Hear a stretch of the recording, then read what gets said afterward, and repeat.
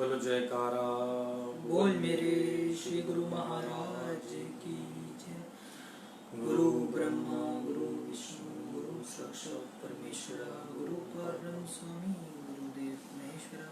तमेव माता च पिता तमेव बन्धु च सखा तमेव विद्या च तमेव मम देव बंधु चरण सरोज गुरु बुद्धमंगलकार जैसे सागर स्वीकार गुरु जी के सिमरन मात्र से नाशत विगणन तासे सब परम में ध्यावत है सत्संग आप प्रगटे जगत में जीव का निस्तार में शब्द न बनाए सुंदर जीव का को तारने नम्रता और दीनता से बेट सुदूर लीजिए। मैं हूँ शरणागत तुम्हारो दास अपना कीजिए। बोलो जयकारा बोल मेरे श्री गुरु महाराज की जय। आज 31 अगस्त 2020 वार सोमवार हम अमृतवाणी सेवा ट्रस्ट एवं श्री हरिहर सत्संग मंडल की तरफ से अपना दैनिक सत्संग आप लोगों के सामने प्रस्तुत करते हैं। आज मैं आपको फिर एक बार परिचय देना चाहता हूं, क्योंकि कई लोग बीच में नए आ जाते हैं। मैं एडिटर रेमनी न्यूज, हमारा कस्टम एंड जीएसटी का न्यूज़पेपर है, और एक हम अमृतवाणी धार्मिक पत्रिका जो है हमारी करीब 18 सालों से हमारी कम्प्लीमेंट्री फ्री वितरित होती है पूरी दिल्ली के अंदर, लगभग सभी डिपार्टमेंटों में जाती है। कोरोना के दौरान हमें जो है ये हमारा छपाई बंद हो गई। अब जिसने जो काम करना होता है, जीने के तमन्ना रखने वाले, काम करने वाले, वो बहाने तो ढूंढा नहीं करते। अब अगर हम बहाना ढूंढकर सत्संग बंद कर देते तो शायद हमारा रूटीन ठप हो जाता। तो हमने सोचा क्यों ना हम डेली दैनिक जो है सत्संग लाइव करना शुरू करें, जिससे क्या हमारे सत्संग को जो है, जो सत्संग अमृतवाणी के थ्रू जो है सत्संग पढ़ते थे, वो हमारे साथ जुड़े ही रहें और सत्संग भी वो सुनते ही रहें। अब हमारी अमृतवाणी मैगजीन जो है वो दोबारा प्रिंट आउट में आ गई है इस महीने से। तो अब जो है, लेकिन सत्संग का हमारा कार्यक्रम जो है ये भी जारी रहेगा, जितना किसी को फायदा हो सकता है ये हमें भी होता है। हम भी सारा दिन जो है करते हैं, जब अपने गुरु महाराज जी के वचनों को पढ़ लेते हैं, अपनी भी कमियां कहीं निकाल लेते हैं। ये नहीं कि पढ़ने के बाद हमारा रोल खत्म हो जाता है, पढ़ने के बाद भी हमारा जो है रोल वही रहता है कि डॉक्टर की दवाई तो ले ली पर खाई नहीं, जेब में रख ली, तो ठीक कहाँ से होंगे। तो इसी तरह करके जो है, जो हम ये पढ़ते हैं, अगर हम 2-4 बात ही अच्छी अपने अंदर बिठा लें जो है, तो ये मन घूमना बंद हो जाएगा हमारा, जो गलत तरफ घूमता है। मैं रात को रिसर्च करता हूँ बड़ी सारी बातों पर। एक रिसर्च करता हूँ सबसे बड़ी बात का कि हमारी सरकार, चाहे वो इंडिया की सरकार हो, चाहे दिल्ली की सरकार हो, चाहे कुछ भी हो, हमें अपने हिंदू धर्म के बारे में बिल्कुल भी नहीं पढ़ाया जाता। हम जो भी सीखें वो सीख रहे हैं, वो हम वही सीख रहे हैं जो हमारे रोजी रोटी के काम आना है। जो हमारी संसारी बातें हैं वो नहीं सिखाई जाती। सरकार को इस तरफ ध्यान देना चाहिए कि बच्चे जब बिगड़ते हैं वो 8th या 9th क्लास में बिगड़ने शुरू होते हैं। तो माँ बाप के कहने से अगर बाहर जाते हैं तो 8th 9th में जाते हैं। अगर सभी स्कूलों में इस दौरान इस क्लास के बच्चों को सच्चाई से अवगत कराया जाए कि ये नशे में चले जाते हैं, स्कूल में सिगरेटें पीते हैं, बाथरूम में जाकर गंदी संगत में पड़ते हैं, परिवार वालों को धोखा देते हैं, जाते वो बस्ता उठाकर जो है बैग उठाकर अपना जाते ट्यूशन पे हैं और निकल जाते हैं वो हुक्का बार या किसी पार्क में बैठकर नशा लेते हैं। नशा चाहे किसी चीज का भी हो, सिगरेट भी एक नशा है। तो इस तरह करके हमें अपने देश को बचाने के लिए, अपने देश के बच्चों को, मैंने इसी वजह से जो है एक हमने नमो नमो युवा जागरण मंच की शुरुआत की है, जो विधिवत जो है 17 सितंबर को मोदी जी का जन्मदिन होता है और मेरा भी जन्मदिन 17 सितंबर को होता है। तो हमने इस अभियान को बड़ा जोरदार ढंग से लेना है कि बच्चे जो हैं वो किसी तरीके बिगड़े नहीं। और जिसने charity from home, first charity अगर आप करेंगे तो अपने घर से भी चैरिटी हो सकती है। चैरिटी कोई पैसे से नहीं होती। अगर हम 4 लोगों का गुटखा छुड़वा देंगे तो चैरिटी हो गई, अगर 4 लोगों का शराब छुड़वा दी तो चैरिटी हो गई। वो 4 किसी और को तैयार करेंगे। अगर हम हर स्कूल के अंदर एक नशा मुक्ति स्टूडेंटों का एक ग्रुप बनाया जाए और सरकार इस पर विशेष ध्यान दे कि गलत, हमारा युवा जो पीढ़ी है वो गलत रास्ते ना जाए, उनको प्रॉपर जो है काम मिले। और मैं युवा पीढ़ी से एक अपील करता हूं, कोई काम भी छोटा बड़ा नहीं होता। आपने फॉरेन भी देखा होगा, लोग स्टोरों पे जाके काम करते हैं और जो है आपने मैकडॉनल्ड्स वगैरह में भी जाते हैं कि थोड़ी देर वो कैश काउंटर पे खड़े होते हैं, थोड़ी देर जो है हर आदमी की अपनी अपनी ड्यूटी चेंज होती रहती है। क्या हम उनके गुलाम बनकर उनका सारा सिस्टम सीख सकते हैं? हम अपने इंडिया का क्यों नहीं सीख सकते हम? क्योंकि वो हमें डिसिप्लिन सिखा देते हैं, शर्म सबसे पहले खत्म कर देते हैं हमारी। कहते हैं जिसने की शर्म उसके फूटे कर्म। तो हमें भी जो है कभी भी ये नहीं सोचना चाहिए कि मैं 95% नहीं लाया नंबर और उस चक्कर में भाग के आत्महत्या कर लूं। हम तो 33% वाले, 45% वाले हैं। बड़े खुश होते थे, मिठाई बंटती थी, 40% नंबर आ जाते थे, मोहल्ले में मिठाई बांटी जाती थी कि लड़का ठीक नंबर ले, पास हो गया बस। तो क्या हम लोग सारे असफल हो गए? एक बार मोदी जी ने कहा पकोड़े की रेहड़ी लगाने की बात कही। आज भी 10-20 लाख आदमी पकोड़े की रेहड़ी लगा लेना, हमारे जो बेरोजगार घूम रहे हैं, तो इतना आज भी जरूरत है। हमारा फूड है नॉर्थ इंडियन का, कोई बुरी बात नहीं होती ये चीजें सब करनी। लोग आउटलेट खोल रहे हैं, बड़े सारे काम हैं, छोटा काम कोई भी नहीं होता। क्या भूखे मरोगे तब काम करोगे? पढ़ा लिखा आदमी तो ये ठीक है, जिसकी नौकरी नहीं लगती, सारे जितने भी पढ़े लिख जाते हैं सरकार उनको नौकरी नहीं दे सकती। मगर हमें बचपन से ही अपने बच्चों को एक बात उसके दिमाग में बचपन में बिठा देनी चाहिए कि पहले कमाना सीखो फिर खर्चना सीखो। और जो अपने बच्चों को पहले खर्चना सिखाते हैं और कमाना बाद में सिखाते हैं, पता नहीं वो भी सीखते हैं कि नहीं। ज्यादातर प्रॉब्लम्स जो है वो छोटी 8वीं 9वीं क्लास में बच्चों को नशे की तरफ, गलत रास्तों की तरफ लेके जाती है और फिर वो बर्बादी के रास्ते पे ऐसे चलते हैं, फिर वो स्टैंड ही नहीं होते।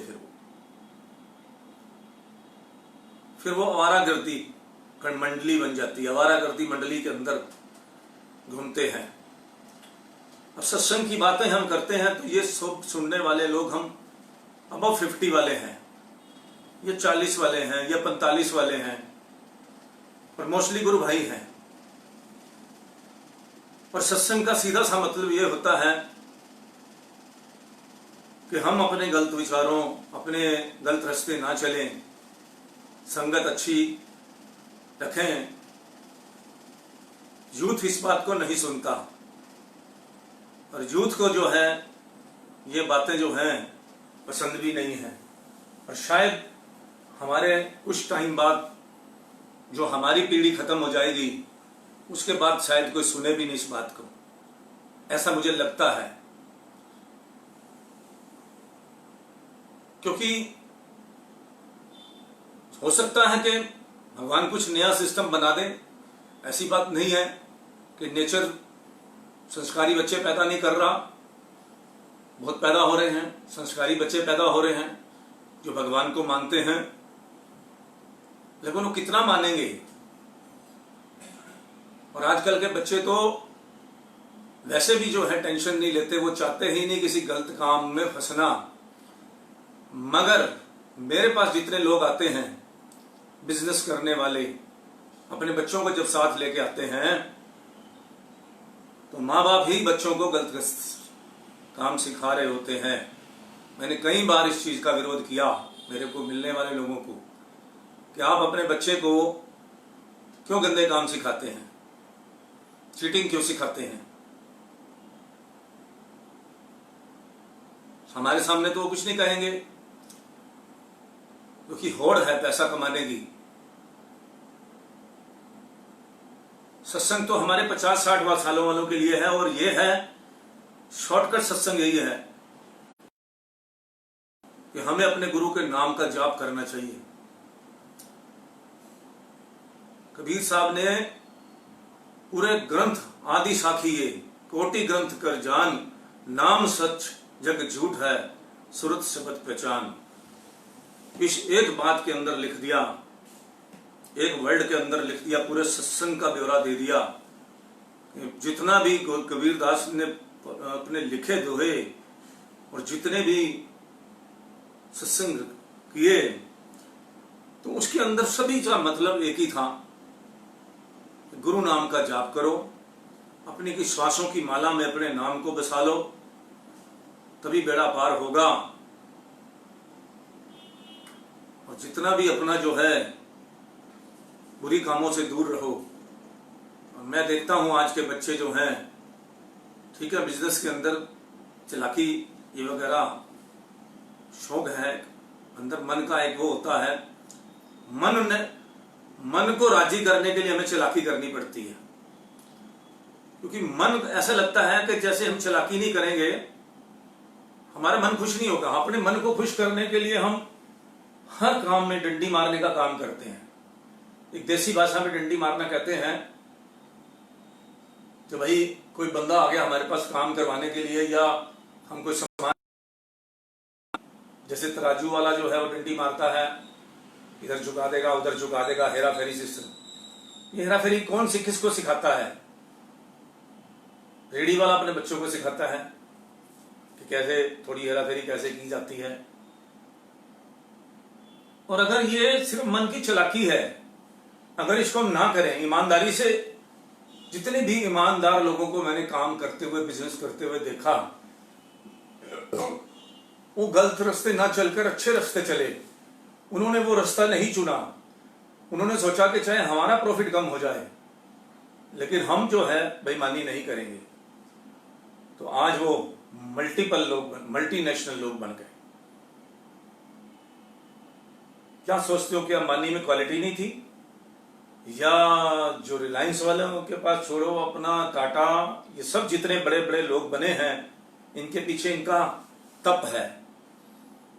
अब क्रिटिसाइज करना तो दुनिया का काम है, और हर आदमी जो है वो सत्ता के जो कितना लेवल पे आदमी होगा तो राजा के साथ रहेगा ही रहेगा। ये तो शुरुआत में जितनी दुनिया आज तक चली है, राजा के साथ सभी करोड़पति, जो देश के करोड़पति होते हैं, वो सारे जुड़े होते हैं क्योंकि राजा को उनसे मदद चाहिए होती है। तो इसमें कोई क्रिटिसाइज नहीं होना चाहिए।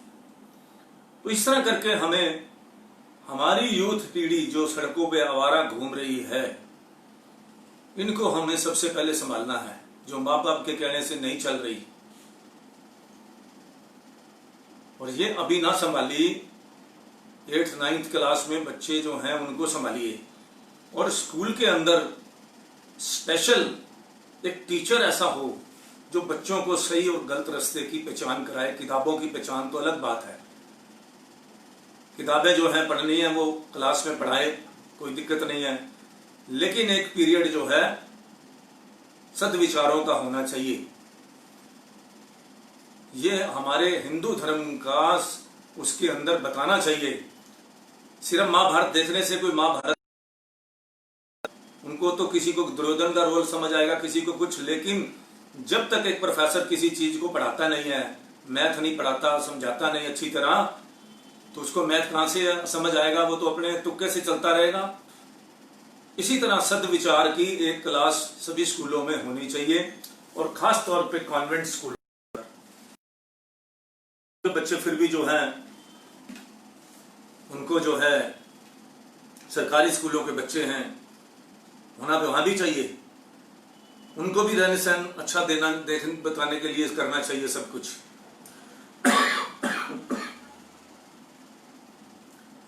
आज हमारे झुग्गियों में रहने वाले बच्चे भी आगे पढ़ के निकलना चाहते हैं, सब कुछ, सब आगे देश में आगे बढ़ना चाहते हैं। ये तभी हम सारे लोग रोजगार में बिजी होंगे जब हम शर्म छोड़ देंगे कि कौन सा काम छोटा नहीं है। खेती करना कोई छोटा काम नहीं है, पशु पालना कोई छोटा काम नहीं है। जब बुढ़ापे में आने के बाद आप अपनी लैंड लेकर खेती बाड़ी, अपना साथ साथ ये काम जो है पुश्तैनी काम कभी नहीं छोड़ने चाहिए, जिससे क्या है पूरा देश जो है खुशहाली में रहेगा। हमें तो बड़ी खुशी होती है अगर हमारे पास जमीन होती और हम फल बेचते और पेड़ उगाते फलों के, और मौसम के अंदर वो फल तोड़ के व्यापार करते। और जिनके पास है वो करते नहीं है, तो सरकारी नौकरी में भागते हैं। क्यों? क्योंकि वो उनको दिखता है भ्रष्टाचार, रिश्वत। क्यों अपने खेत, जिनके पास खेत हैं, जमीनें हैं, सब कुछ है, वो अपना बिजनेस क्यों नहीं करते सारे? तो हमारा देश बड़ा खुशहाल हो सकता है, लेकिन कुछ मीडिया, कुछ फिल्म के लोग, देखो आप फिल्म के लोगों किस तरफ चाहते हैं उनको हम फॉलो करते हैं। हमारे सीरियल किधर किधर ले जाते हैं हमें। एक जमाना होता था सीरियल बनते थे, हर सीरियल से उससे जो है शिक्षा मिलती थी। आजकल के सीरियल देख लो जो बनकर आ रहे हैं, बड़ी बड़ी गंदी बातें हैं जिस पे सरकार नहीं रोक लगा रही। पता नहीं उनको, सरकार को फंडिंग मिलती है। टीवी चैनल अगर थोड़े बहुत बंद हो जाएंगे तो क्या हो जाएगा? जो अच्छा है उसको दिखाइए, देश डूब जाएगा, मैं आपको बता रहा हूं। और उसकी मीडिया हो गई, उसकी कारण होगा सबसे बड़ा मीडिया।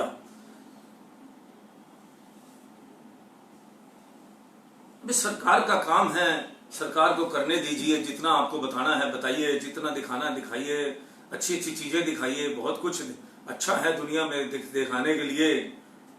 प्रोत्साहित कीजिए बच्चों को, जो छोटे छोटे बच्चे हैं, बहुत लोगों में क्वालिटी है, उनको कई लोग करते भी हैं, ऐसा नहीं कि हो नहीं रहा। लेकिन जो नेगेटिव सिस्टम है उसको बंद कर देना चाहिए बिल्कुल। नशा सिस्टम, ये दो गर्लफ्रेंड, आज देखो आज हमारे क्या एवरेज क्या आ रही है? 35% तलाक की एवरेज हो चुकी है और बढ़ने वाली है। कुछ तलाक के कगार पर खड़े हैं और कुछ हो चुके हैं। उसका कारण क्या है? मियां बीवी में विश्वास ना होना, मतलबी होना, स्वार्थी होना, ईगो होना, पैसे का घमंड होना। कोई भी झुकने को तैयार नहीं होता। मैं कितने लोगों के इस मामले के फैसले के अंदर गया हूं, उसके अंदर यही चीजें देखी कि कोई भी ईगो अपनी छोड़ने को तैयार नहीं है। और ज्यादातर फोन है इसकी जिम्मेदार। एक दूसरे का फोन मियां बीवी चेक नहीं कर सकते, ऐसा क्या प्राइवेट है? तो ये हमारा आने वाला टाइम जो है, ये लिविंग का जो सिस्टम चला है, अब इसमें भी देखो कितनी कामयाबी हो रही है। लोग रहते हैं छोड़ के भाग जाते हैं। अभी देख रहे हैं आप फिल्म इंडस्ट्री में सबसे पहले उन्हीं लोगों के लिए कानून बना था क्योंकि उनको छूट चाहिए थी। एक शरीफ आदमी के लिए तो किसी को शरीफ आदमी लिव इन में नहीं रहना चाहता था। हमारे हिंदू समाज के अंदर ऐसी कोई जरूरत नहीं थी। ये फॉरेन सिस्टम था और जो हमारे देश में जबरदस्ती लाया गया। तो क्या ये आप मानते नहीं कि ये गलत था? चलो जान पहचान होनी अलग बात है। 4 दिन किसी के घूमने, अगर शादी करनी है किसी के बारे में 5-7 दिन में सब पता लग जाता है अगर बच्चों को घूमने की परमिशन दी जाए तो। लेकिन ये लिव इन में सालों साल रहना और उसके बाद तलाक करना या आत्महत्या कर लेना, ये सिस्टम, लड़कियां बदलनी, आज ये गर्लफ्रेंड है कल वो गर्लफ्रेंड है। तो क्या फिल्म इंडस्ट्री के लोगों को देख देख कर हमारे वहां के तो बूढ़े भी ऐसे ही हैं? क्या कहा जाए, सब कुछ अब छुपा नहीं रहा, सब कुछ सामने आ चुका है। बहुत गंदी इंडस्ट्री है। कुछ लोग अच्छे हर जगह मिलते हैं और वो इस सिस्टम के फॉलो नहीं करते। तो इसलिए जो है सत्संग में यही बहुत जरूरी है कि हमें अपने बच्चों को थोड़ा बहुत जो है नित्य नेम करना जरूर सिखाना चाहिए। उनको सवेरे सूरज पे जल चढ़ाना और जो है तुलसी को जल देना। और दूसरी बात है कि सुबह किसी भी चीज का उनको, रामायण का पाठ उनको कहिए कि 1 पेज पढ़ के जाएं चाहे 2 पेज पढ़ के जाएं। तो इस तरह हमारे संस्कारी बच्चे बनेंगे और भगवान से डरेंगे। आज के बच्चे कहां डर से हैं भगवान से? जब भगवान से हम नहीं डरेंगे तो परले आएगी आएगी, क्योंकि भगवान कैसे सीधा करेगा उनको, बताओ आप। जब आप टीचर के, माँ बाप से नहीं डर रहे, भगवान से नहीं डर रहे, अपनी मर्जी चला रहे हो, माँ बाप आपके दिल्ली में बैठे हैं, गुड़गांव आप नौकरी कर रहे हैं, वहां रात की नाइट लाइफ आप जो अटेंड करते हैं, रात को शराबे पीकर, और अपना जो है गुड़गांव इस टाइम सबसे टॉप हब बन चुका है इस बात का, अयाशी का। तरह तरह की अयाशी है वहां। लड़के कम हैं, लड़कियां वहां ज्यादा होती हैं। हमारे फ्रेंड के हैं बहुत 2-3, हम देख पहले जब कोरोना से पहले वो बताते हैं जो। तो मतलब कि क्या हुआ है, ये कहां जा रही है हमारी युवा पीढ़ी कि औरत आदमी से ज्यादा, लेडीज ज्यादा शराब पी रही हैं। छुप छुप कर वहां सिस्टम इतने बड़े बड़े बना रखे हैं, जाने का रास्ता छोटा होता है, पीछे कहीं 100 आदमी बैठने का हिसाब होता है। हमारे स्टमक खराब हो जाएंगे, हमारे बच्चों के स्टमक खराब हो जाएंगे। जो खाने में परोसते हैं वो फेंकने के लायक भी नहीं होता। अंधेरे में क्या नजर आएगा भाई, क्या परोसा जा रहा है? मुझे बड़ा दुख होता है। पहले ऐसा नहीं था, बहुत रेयर एक आधा एक क्लब होते थे, बहुत कम लोग ऐसे होते थे। दिल्ली में भी आपको पता होगा कि 2-3 जो है ऐसे डांस क्लब थे सिर्फ, और वही लोग आते थे, बड़े डर डर के आते थे कि कोई हमें देख ना ले। मगर आज कोई नहीं डर रहा, कोई शर्म नहीं कर रहा, सब नाच रहे हैं, पी रहे हैं, खा रहे हैं, सब कुछ। और ये क्या होगा? तो इस तरह करके आज मेरा मन बड़ा भरा हुआ था, तो मैंने सोचा कि बातें करनी बहुत जरूरी हैं। पूरा देश, हमारे बच्चे हमारे से बहुत दूर चले जाते हैं और वो जाकर उस दुनिया के अंदर भगवान का नाम भूल जाते हैं। वो फिर भौतिक संसार के अंदर अपना चलते रहते हैं। उनके बच्चे भी ऐसे करेंगे। फिर वो क्या होगा? जिस काम के लिए भगवान कहता है कि मैंने तुम्हें धरती पर भेजा है, नाम जपने के लिए भेजा था, और तुम पड़ गए भौतिक संसार में। और ये जो काम दिया था आपको बिजनेस करने के लिए, वो पेट भरने के लिए बिजनेस भी दिया था, बनाने के लिए, चलो कोई बात नहीं, वो भी हक है। जो प्रभु का सिमरन करेगा, जो बकायदा अपने नियम पूर्वक सब कुछ करेगा, उसको पूरा हक है। मगर जो बिल्कुल ही गलत चलेगा, ना नाम जपेगा, ना अपने सिस्टम को पूरा करेगा, ना कुछ करेगा, तो वो फिर भगवान उस पर नाराज होगा। तो फिर क्या होगा? ये पैसा जो है ये हाथ की मैल है, कहते नहीं है, सच बात है। ये आता है, आदमी को उल्लू बना देता है, और जब जाता है, ये लक्ष्मी की सवारी जो कहते हैं उल्लू है, जब आएगा उल्लू बना देगा, रात भर जागोगे, और जाएगा तो उल्लू बन जाओगे। गया किथे ऐसा? मैंने खुद देखा है, एक रात में दिवाला होते लोगों को, एक रात के अंदर। रात को करोड़पति था, सवेरे कंगला हो गया। इतने उदाहरण दे सकता हूं आपको मैं। लक्ष्मी ऐसे भागती है, जहां भक्ति नहीं होती, जहां सफाई नहीं होती, जहां पवित्रता नहीं होती। मैं दूर की बात नहीं करता, मैं अपने हमेशा जो ऐसे सामने उदाहरण रखकर बात करता हूं, जो मेरे पास मेरे भुगते हुए चीजें हैं, सामने देखा देखी, जिन्होंने भक्ति छोड़ दी, सिर्फ एक ही तरफ ध्यान रखा, हेरा फेरी से धंधा करना है, और जो है कोई भगवान का नाम नहीं लेना, कोई दान पुण्य नहीं करना। उनको लक्ष्मी कैसे उड़ी पता ही नहीं लगा, दिवाले निकल गए। और जो प्रभु के सिमरन में लगे रहे, जो प्रभु के नाम में, दान पुण्य में, अपने महापुरुषों के, अपने उनके आज्ञा अनुसार लगे रहे, उनको तो कहीं भी दिक्कत नहीं आती। चाहे वह विदेशों में रहें, चाहे देश में रहें, चाहे प्रदेश में रहें, उनके लिए मालिक की खुली छूट है कि आप जहां रहोगे हम आपके साथ रहेंगे। तो अब आपको बनना कौन सा है? पहले तो आपको ये समझना होगा कि हमें कौन से रास्ते जाना है, और माँ बाप को खास तौर पे समझना होगा। जो हमारे 30, 35, 40 साल वाले ये सुन रहे हैं, क्योंकि इनके बच्चे ही सारे, किसी का 9th में होगा, किसी का 8th में होगा। यही टाइम होता है बच्चों पर कंट्रोल करने का। हमारी फैमिली में ऐसे बच्चे हैं जिनका माँ बाप का कंट्रोल नहीं है बच्चों में। बच्चे के पीछे माँ बाप पूंछ हिला के घूमते हैं,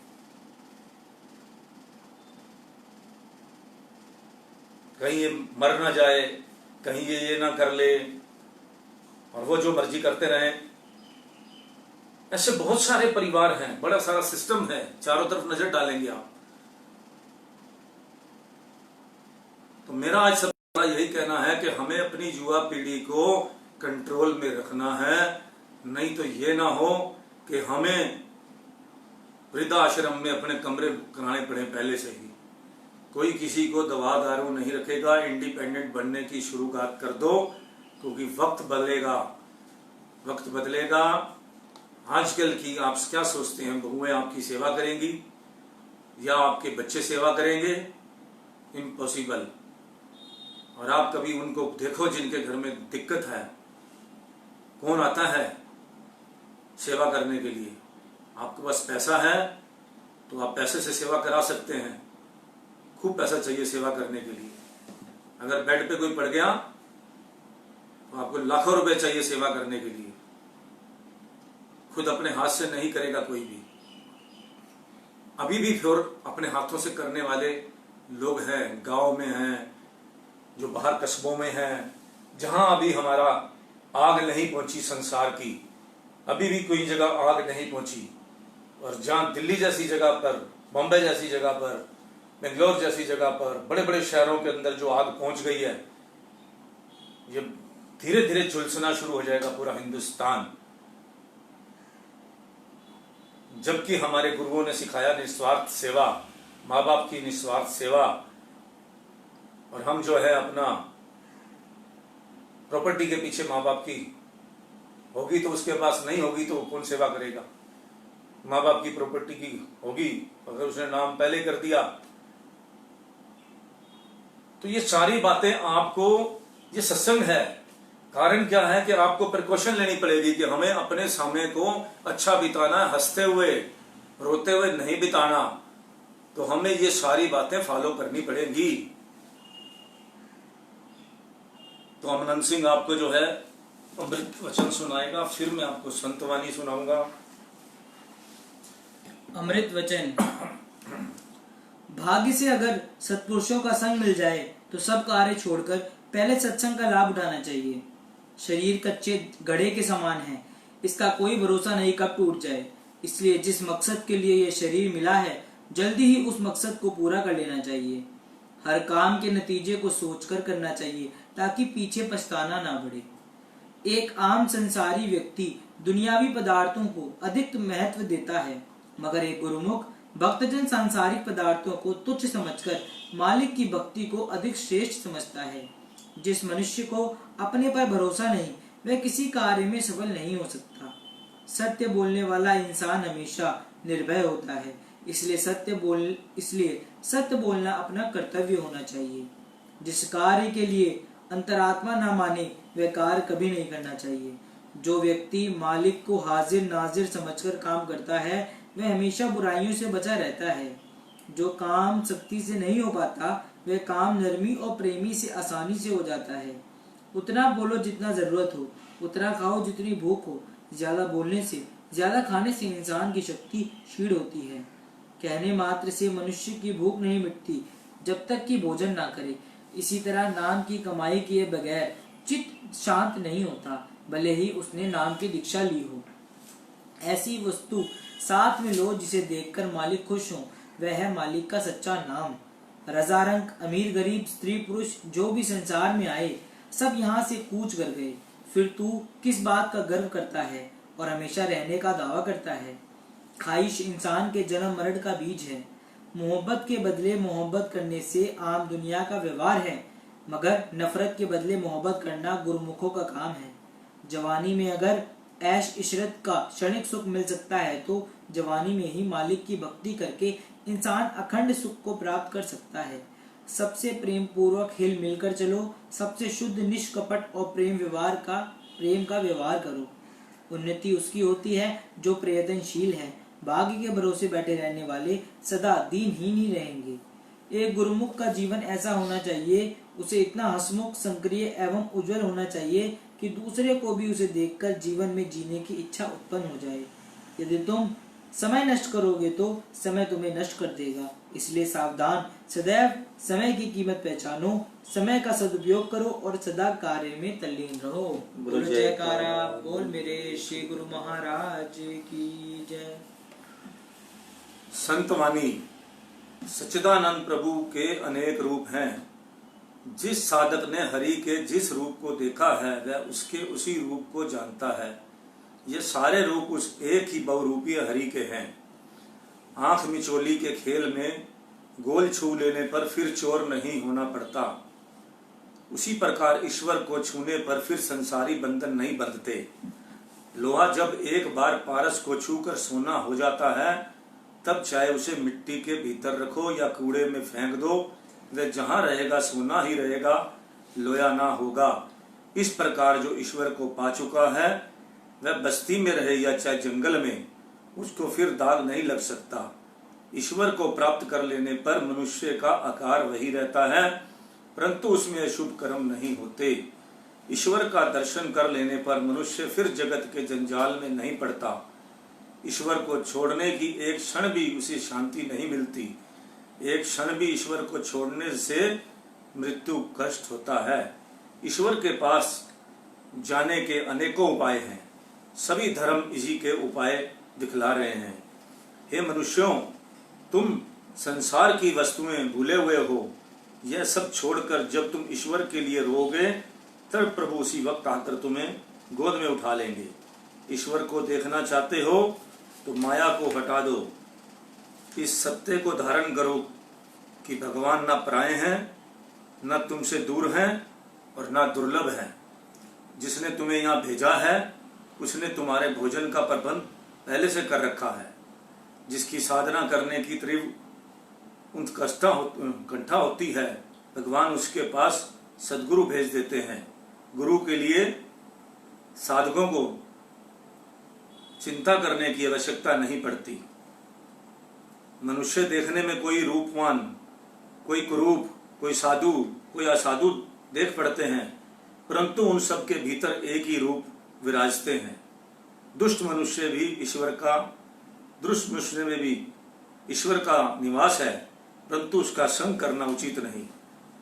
साधन अवस्था में ऐसे मनुष्यों से जो उपासना से ठट्ठा करते हैं, धर्म तथा धार्मिकों की निंदा करते हैं, एकदम दूर रहना चाहिए। माया को पहचान लेने पर वह तुरंत भाग जाती है।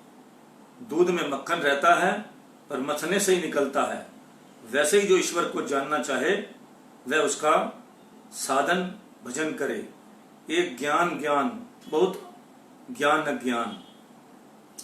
ईश्वर साकार निराकार और क्या क्या है हम लोग नहीं जानते। तुम्हें जो अच्छा लगे उसी में विश्वास कर उसे पुकारो, तुम उसी के द्वारा उसे पाओगे। मिश्री की डली चाहे जिस ओर से चाहो, जिस ढंग से तोड़कर खाओ, मीठी लगेगी ही। मन सफेद कपड़ा है, इसे जिस रंग में डुबोगे वही रंग चढ़ जाएगा। व्याकुल प्राण से जो ईश्वर को पुकारते हैं उसको गुरु करने की आवश्यकता नहीं है।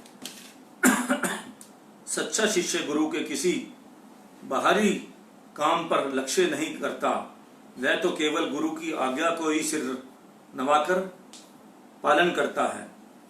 पतंगा एक बार रोशनी देखने पर फिर अंधकार में नहीं जाता। चींटियां गुड़ में प्राण दे देती हैं पर वहां से नहीं लौटती। इसी प्रकार भक्त जब एक बार प्रभु दर्शन का रसवाद कर लेते हैं उसके लिए प्राण दे देते हैं पर लौटते नहीं हैं। संसार में रहकर जो साधन कर सकते हैं यथार्थी वह ही वीर पुरुष हैं। संसार में रहकर सब काम करो पर ख्याल रखो कहीं ईश्वर के लक्ष्य से मन हट न जाए। उल्टा स्त्रियां माता पिता तथा परिवार वालों के साथ रहकर संसार के सभी कार्य करती हैं, परंतु उनका मन सदा अपने यार में लगा रहता है। हे संसारी जीव, तुम भी मन को ईश्वर में लगाकर माता पिता तथा परिवार का काम करते रहो। ईश्वर के दर्शन की इच्छा रखने वालों को नाम में विश्वास तथा सत्य का विचार करते रहना चाहिए। मन को स्वतंत्र छोड़ देने पर वह नाना प्रकार के संकल्प विकल्प करने लगता है, परंतु विचार रूपी अंकुश से मारने पर वह स्थिर हो जाता है। हरि नाम सुनते ही उसकी आंखों से सच्चे प्रभु प्रेम अश्रु बह निकलते हैं। वही नाम प्रेमी है। डुबकी लगाते ही जाओ, रतन अवश्य मिलेगा। धीरज रखकर साधना करते रहो, यथा समय अवश्य ही तुम्हारे ऊपर ईश्वर की कृपा होगी। साधु संघ को धर्म का सर्वप्रधान अंग समझना चाहिए। बोलो जयकारा। बोल मेरे श्री गुरु महाराज की जय। आनंद सिंह आपको दृष्टांत सुनाएगा। सच्ची परख। 84 जोनी भुगत पायो मनुष्य शरीर, सहजो चूके भक्ति बिनु फिर 84 पीर। मनुष्य को शास्त्रों ने इसलिए अन्य योनियों से उत्तम व श्रेष्ठ बताया है कि अन्य योनियों की अपेक्षा विधाता ने मनुष्य को सोचने समझने के लिए बुद्धि रत्न प्रदान किया है। इसके अतिरिक्त यह जीव अपनी जीवात्मा के कल्याण के कार्य भी इसी जन्म में ही कर सकता है। विपरीत इसके अन्य पशु योनियां केवल अपना पेट भरने, संतान पैदा करने एवं अपने शारीरिक सुख से ज्यादा नहीं सोच सकती, जबकि मनुष्य इस बुद्धि से बहुत काम ले सकता है। वर्तमान युग में मनुष्य ने बुद्धि से ऐसे आश्चर्यजनक काम किए हैं कि लोहे जैसी जड़ धातु को भगाना सिखा दिया है। आज अधिकतर लोहे की मशीनरी से ही सब कार्य हो रहे हैं, जिसको कि मनुष्य की बुद्धि का चमत्कार ही कहा जा सकता है। मगर अब प्रश्न उठता है कि मनुष्य द्वारा बनाए हुए सुख साधन जिनसे केवल शारीरिक सुख ही प्राप्त होते हैं, क्या वे वास्तविक सुख हैं? नहीं। संतों के विचार अनुसार ऐसा प्रतीत होता है कि मनुष्य इस माया जाल में फंसकर पूरी तरह इंद्रियों व शरीर के अधीनस्थ हो चुका है और अब इन साधनों के बिना इसका जीवन बिताना मुश्किल हो गया है। क्या सुख देने वाला इन यंत्रों से जीवात्मा के सुख का भी कोई संबंध है, या मानवीय बुद्धि द्वारा निर्मित किए गए इन आविष्कारों से काम, क्रोध, लोभ, मोह, अहंकार पर विजय पाई जा सकती है, या इनसे मन व इंद्रियों पर नियंत्रण किया जा सकता है, या कोल्ड स्टोर बनाने वाला मनुष्य अपने मन को अथवा दूसरों के मन को शांति प्रदान कर सकता है? कदापि नहीं। अब सोचना इस बात का है कि जब बुद्धि से इस मनुष्य ने अपनी जीवात्मा के कल्याण का काम न लेकर नाशवान शारीरिक सुखों से का ही काम लिया, तो फिर इसमें कौन सी विशेषता पाई? क्योंकि शारीरिक सुख में तो, शारीरिक संबंध में तो सब पशु योनियां भी फुर्ती हैं, काम करती हैं। इस जीव के संसार में आने का लक्ष्य को इस दोहे में दर्शाया गया है। बेर बेर नहीं पाइये, सुंदर मानुष दे, राम भजन सेवा सुकृत, ये सौदा करीले। वास्तव में मनुष्य का संसार में आने का है भी यही प्रयोजन, लेकिन देखने में तो यही आता है कि मनुष्य सत्शास्त्रों के बताए हुए सदुपदेश उपदेश के बिल्कुल विपरीत अपनी समस्त आयु केवल खाने पीने और शारीरिक सुखों में ही गंवा देता है, जबकि इस जन्म में इसने अपनी आत्मा को परमात्मा से मेल कराना था तथा परमार्थ व भक्ति का काम लेना था। संत रज्जब दास जी ने इन पंक्तियों से स्पष्ट दर्शाया है। रज्जब तूने गजब किया, सिर पर बांधा मोर, आया था हरि भजन को, चला नरक की ठोर। अर्थात मनुष्य का संसार में आने का मुख्य उद्देश्य प्रभु भक्ति ही करना था, लेकिन जिस मनुष्य ने इस बुद्धि से भक्ति व परमार्थ का कार्य न लेकर केवल सांसारिक पदार्थों में ही अपनी बुद्धि को उलझा दिया, संत महापुरुषों की दृष्टि में उसने अपनी बुद्धि और शरीर का दुरुपयोग किया है तथा भविष्य में भी नरकों को ही प्राप्त करेगा। जैसा कि प्रस्तुत दृष्टांत में भी दर्शाया गया है कि हीरो को परखने वाला जोरी को मुख्यमंत्री ने इनाम की अपेक्षा दंड रूप में थप्पड़ लगाने का आदेश दिया, क्योंकि इस जोरी ने अपनी बुद्धि व मनुष्य के तन के कीमती समय को केवल पत्थरों की परख में ही लगा दिया। वास्तविक रतन जो मानव देह है, इसकी परख करनी चाहिए थी कि ये हमें क्यों मिले और इससे क्या लाभ लेना है। इसकी परख नहीं की। पूरा प्रसंग इस दृष्टांत में दिया गया है। एक बार किसी राजा के दरबार में एक सौदागर अति मूल्यवान लाल लेकर आया, जिसे देखकर राजा ने जोरियों को बुलाकर लाल को परखने व उसके मूल्यांकन करने का आदेश दिया। आज्ञा पाकर सब रतन पारखुओं ने लाल को ध्यान से देखा, लेकिन कोई भी जोरी उसका वास्तविक मूल्य ना बता पाया। जब उन जोरियों में से कोई भी उस लाल का पूरा मूल्य ना बता सका, तब राजा ने अपने मंत्री से कहा, क्या हमारे राज्य में ये है जोरी जो कि एक लाल की कीमत नहीं बता सकते? तब मंत्री ने कहा, हाँ महाराज, एक अति सुजान और अनुभवी जोरी है और भी है। यदि आपका आदेश हो तो उसे बुला लिया जाए। तब देश सम्राट ने उस अनुभवी जोरी को बुलवाया। उसके आने पर वह लाल देखकर राजा ने उसे परखने को कहा। लाल को देखकर जोरी ने उसे बड़े ध्यानपूर्वक देखा। पश्चात राजा साहब दरबारी गढ़ व जोरियों के समक्ष उसकी कीमत 99,000 बताई। जोरी द्वारा लाल के सुनकर सबने हैरानी से पूछा, आपने लाल की कीमत 99,000 बताई है, इसका क्या कारण है? क्या इसका मूल्य 1 लाख नहीं हो सकता? तब उस समय उस जोरी ने सबके सामने असली लाल की पहचान करने वाला सब साधन बतलाए तथा उसके विशेष गुण भी प्रकट किए। पश्चात लाल में अंकित रेखाओं को दिखाते हुए राजा साहब से कहा, महाराज, यद्यपि इस लाल में 100 रेखाएं अवश्य विद्यमान हैं, लेकिन 99 खींची गई हुई स्पष्ट दिखाई दे रही हैं, लेकिन एक रेखा आधी मिट गई है। इसी कारण इस लाल का मूल्य 1 लाख ना होकर 99,000 ही है। जोरी द्वारा इस प्रकार समुचित उत्तर पाकर राजा सहित सभी सदस्य अवाक हो गए, क्योंकि इस जोरी की बातें करने वाली प्रणाली ही कुछ ऐसी विचार युक्त व प्रभावशालिनी थी कि उपस्थित सभा में सबने उसकी बुद्धिमत्ता व उसके द्वारा बताए गए लाल के मूल्य को स्वीकार कर लिया। राजा साहब व मंत्रिमंडल उस जोरी की मुक्त कंठ से प्रशंसा करने लगे। देश सम्राट ने वह लाल खरीद कर उसका मूल्य व्यापारी को दे दिया। लाल खरीदने के बाद राजा साहब ने उस निपुण जोरी की योग्यता से प्रसन्न हो उसे कुछ पुरस्कार देना चाहा। इसलिए राजा ने इनाम के विषय में मंत्रियों व राजकर्मचारियों से पूछा। सबने अपनी अपनी बुद्धि के अनुसार उस जोरी को इनाम देने के विचार प्रकट किए, किंतु राजा साहब को किसी का बताया हुआ पुरस्कार उचित प्रतीत न हुआ। तब उन्होंने अपने एक पुराने वृद्ध मंत्री को, जो कि उस समय घर पर था, बुलवाया।